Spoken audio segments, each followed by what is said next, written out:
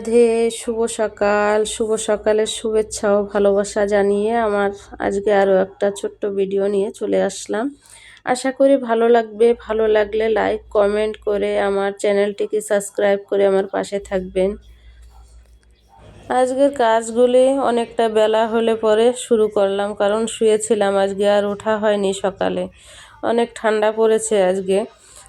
ঠান্ডা আগেও ছিল, কয়েকদিন আগে ভীষণ ঠান্ডা ছিল, তারপরে 4-5 দিন ধরে ঠান্ডা কমে গেছিলো।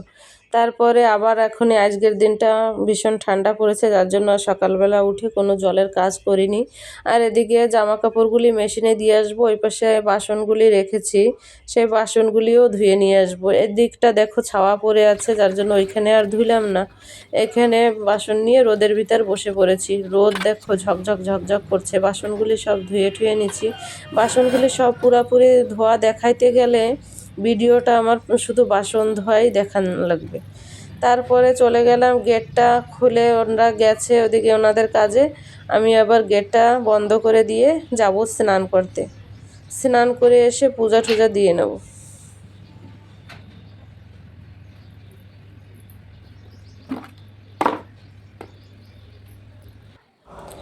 স্নান করে এসে সিঁদুর ক্রিম লাগিয়ে নিচ্ছি। মাথাটা আর আঁচড়ানো হয়নি।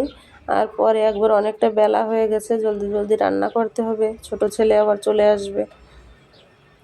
স্নান করে এসে তো পূজা দিয়েছি, তারপরে সিঁদুর ক্রিম লাগিয়ে চলে আসলাম রান্না করতে। আর এখন দেখো এই যে রসুন, আদা রসুনগুলি ছুলতে হবে, কারণ চিকেন রান্না করব।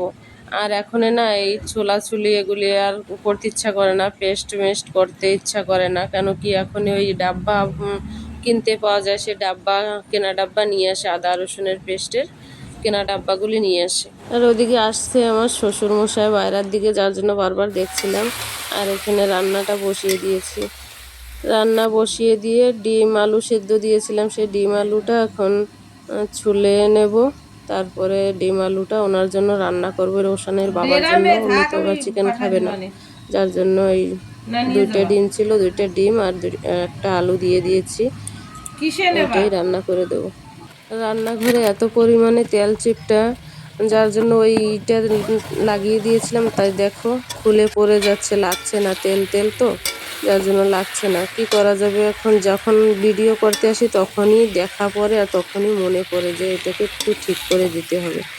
আর নাইলে ঠিক করাই হচ্ছে না। এদিকে কথা বলতে বলতে চিকেনটা হয়ে গেছে কমপ্লিট। আর ডিম আলুটা রান্না করব। মশলাটা কষিয়ে নিচ্ছি। মশলা বেশি কিছু দেইনি, যে তবুও 2টা টমেটো দিয়েছি। আর এই দেখো আমার কীরকম সর্বনাশ করেছে ইঁদুরে। ইঁদুরের জন্য আমি কিছুই রাখতে পারি না। এত দিন বসে, 2 বছর ধরে গাছটাকে এত সুন্দর করেছি, এত বড় করেছি, সেই গাছটা যদি এখন নষ্ট হয়ে যায় বলো কেমন লাগে? আমি তো একেবারে চিন্তায় বসে পড়েছি। দেখে এদিকে শুকিয়েও গেছে গাছটা, এত দুঃখ লেগেছে। আমি যেন কানবো না কি করব, আমি কিছু বুঝতে পারছিলাম না। আর কি করব, এখন তুলে ফেলতে হবে। তারপরে তুলে কি ফেলবো? তুলে তো দিয়েছে এই দূরে, আর কি তুলবো বলো?